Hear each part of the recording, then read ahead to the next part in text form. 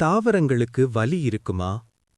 நம்ம ஒரு செடிய வெட்டும்போது, இல்ல நாளைக்கு தண்ணி கொடுக்காம வாட விட்டால், அதுக்குள்ளி ஏதோ நடக்குதுன்னு யோசிச்சிருக்கீங்களா? நிஜத்துல, இது ஒரு ஆச்சரியமான உண்மை. புதிய ஆராய்ச்சிகள் சொல்லுது என்னன்னா, ஒரு செடி வாடும்போது, இல்ல அத நம்ம வெட்டும்போது, அது மனுஷங்க காதுக்கு கேட்க முடியாத அல்ட்ராசானிக் சத்தத்தை வெளிப்படுத்தும்னு. அது நமக்கு கேட்காது. ஆனா சயின்டிஃபிக் கருவிகள் யூஸ் பண்ணினா அந்த சிக்னலை ரெக்கார்ட் பண்ண முடியும்.